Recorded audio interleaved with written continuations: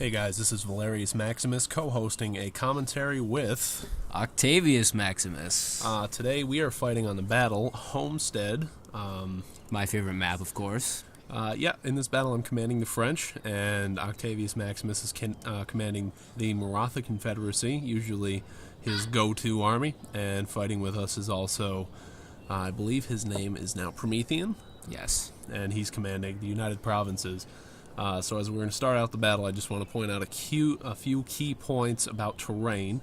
You always want to make sure that you take the high ground in any battle, which is essential to making sure that your men not only have a morale advantage, but the vantage point. Do you have any comments on terrain? It's just really important to catch the high, level terrain.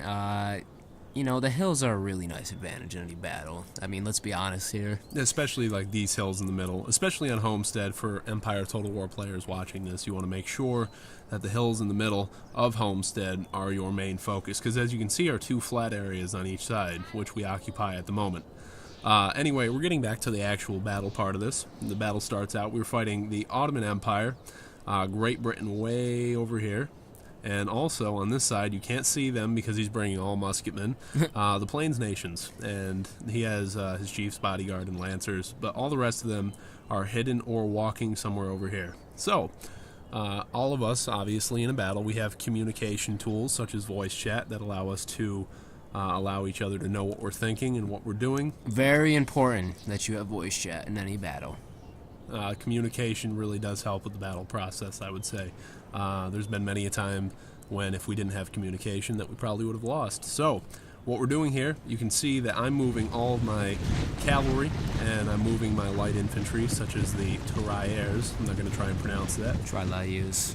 Thank you very much. And this line infantry detachment, which it consists of, it looks like 6 units of regular line infantry, 24-pound howitzer, and behind them, my favorite, the Swiss Guard, followed by a general's bodyguard unit.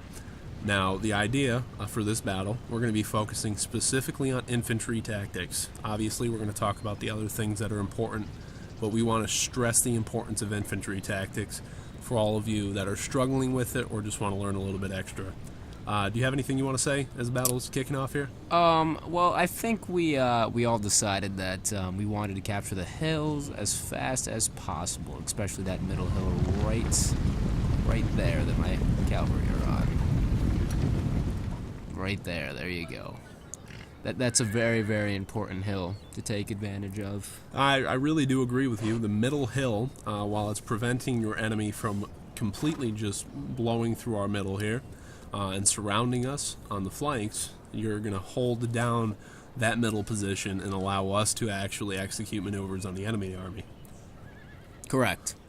Now, what does it look like Promethean's doing over here as he's trying to set his army up? Looks like he's trying to hide his cavalry. That's one thing I just noticed. In both of the, in that little area. He's doing a terrible job, though.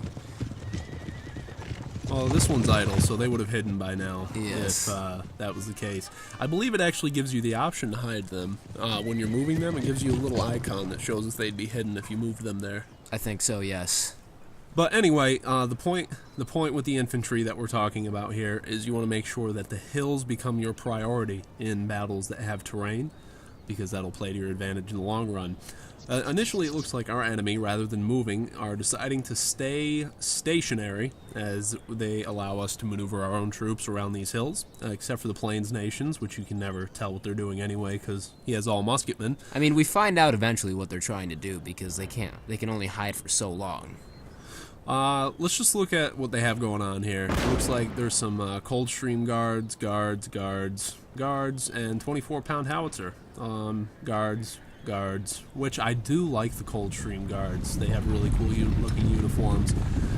Though one thing that I've never quite understood, it seems like regular guard units have higher melee attack than the regular. They have higher melee attack than the Coldstream guards, and yet the Coldstream guards are more expensive. I think we'd have to look into why they're more expensive, but that doesn't really seem like unless they had some special attribute that we don't know about. Which, I mean, for the longest time, we never knew why the Ferguson riflemen were more expensive. And then we come to find out they fire 2 volleys before having to reload. So. Which is very, very, very convenient. So what we have here is we see that the enemy is actually setting up some sort of a detached line. He's going to try and make sure that the center is going to hold for them as we get our troops into position. And he's also reforming his line on the right. He sees that Promethean is moving around his right flank on here, but he has this 1 unit of guards that might try to attempt to stop them in any maneuver that they have going on. And the Ottoman Empire is standing strong with, it looks like, just an entire army composed of infantry and grenadiers. What do you think about that? I think he was very stupid, in my opinion. Now, what's the detriment and the positives of having an army of all infantry? I mean, his whole army wasn't composed of infantry, just less cavalry than infantry. Well, he does have 1 unit of general's bodyguard. I also don't think he has any riflemen. Maybe they're hidden, or maybe we're just not seeing them right now. Well, later in the match, you'll see what he intends to do with all of his units.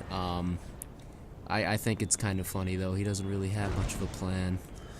Now, like I said, we were speaking of infantry tactics in this battle. What is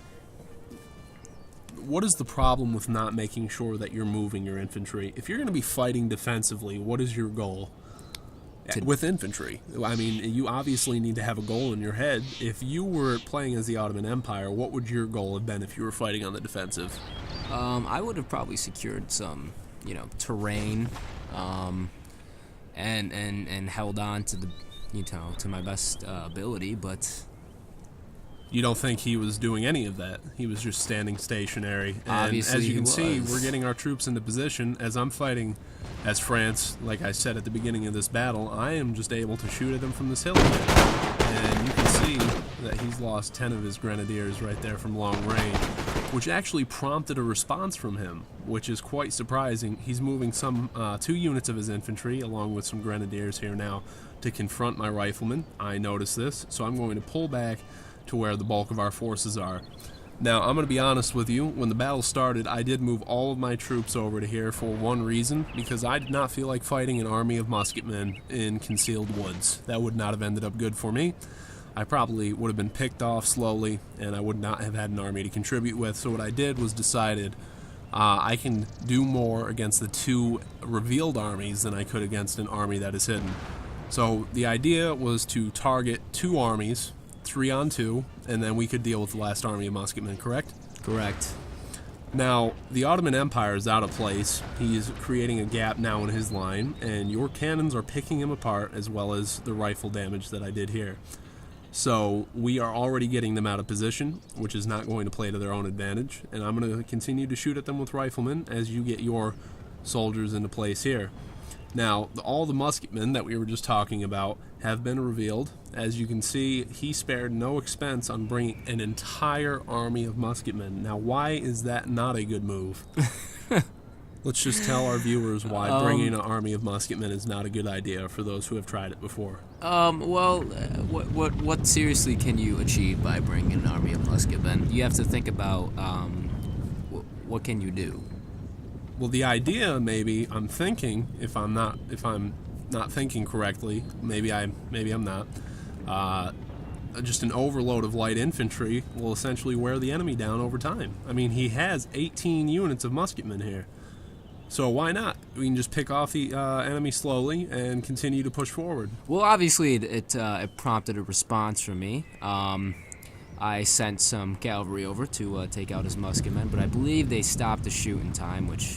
No, maybe not. No, your C5s actually did a really good amount of damage on them. That is when they just started shooting at them. Yeah. Because he had the rest of his army take shots at your cavalry. It slowed their advance down, though, and I recognize this, so I'm going to move some of my units back to help you.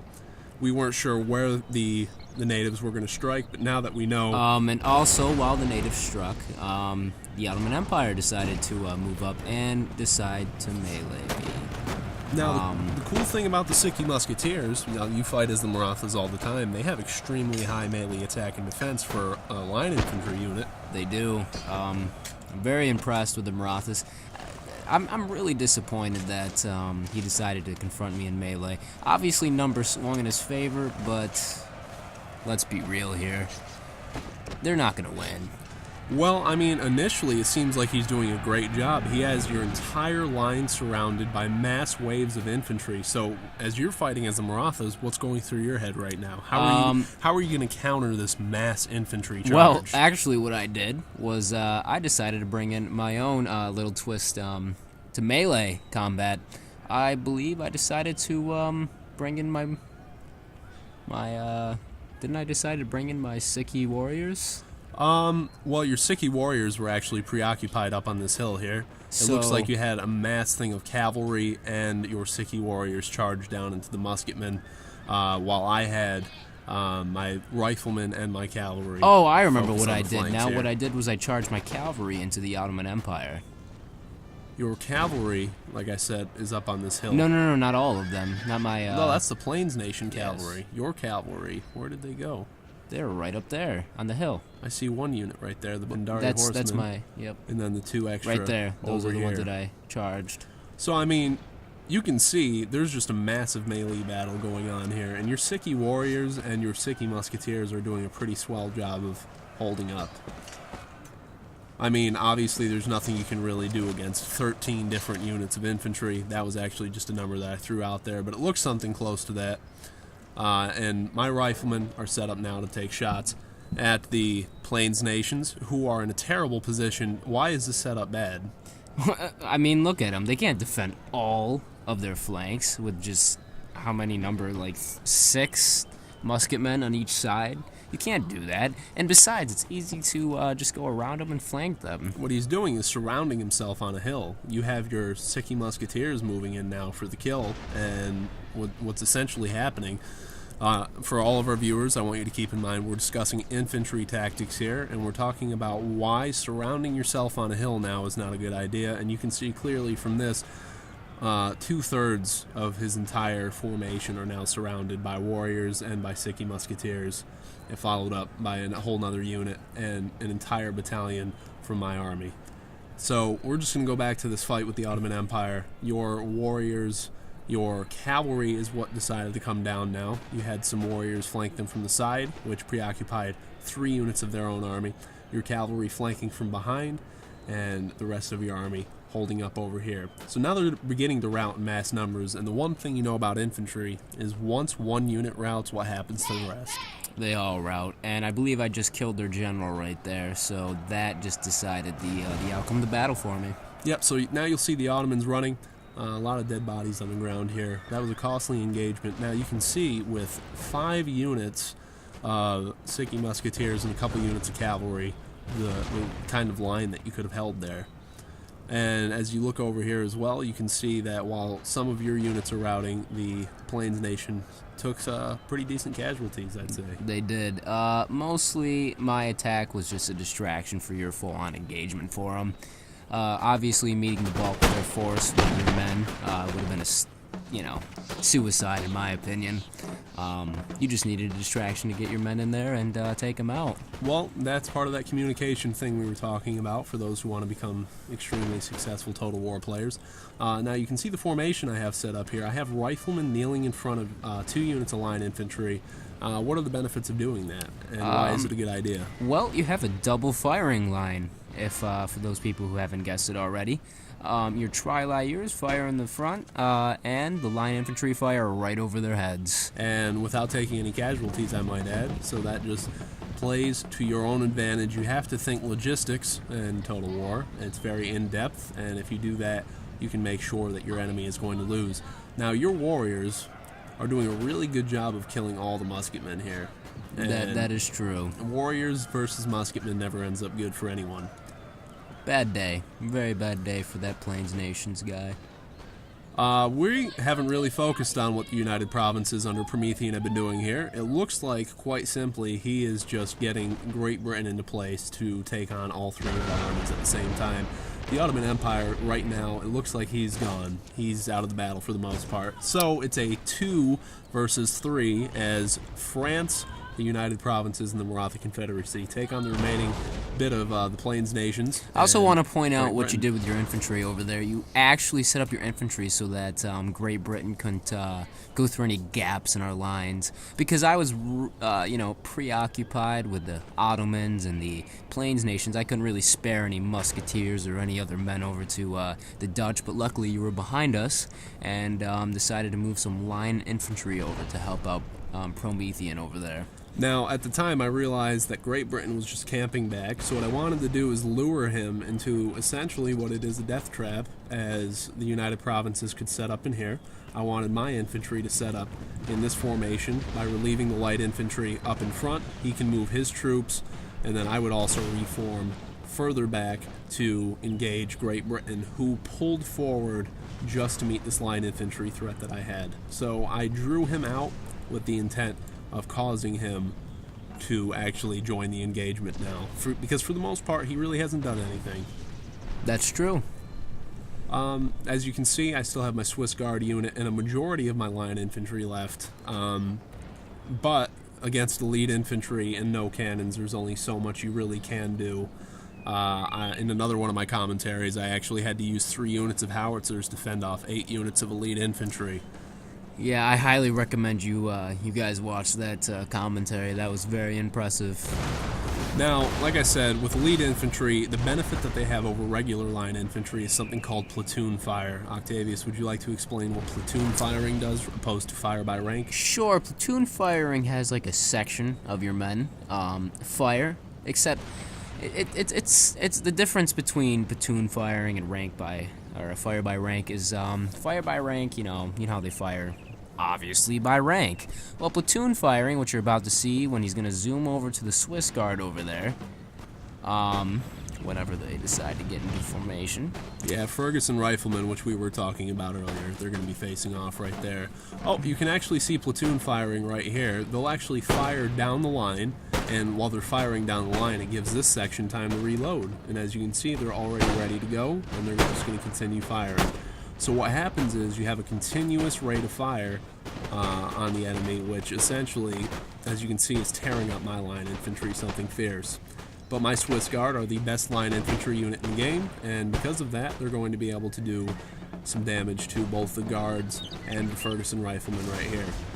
Also coupled with your artillery fire, this unit of guards is going to rout fairly quickly, as my Swiss Guard are superior.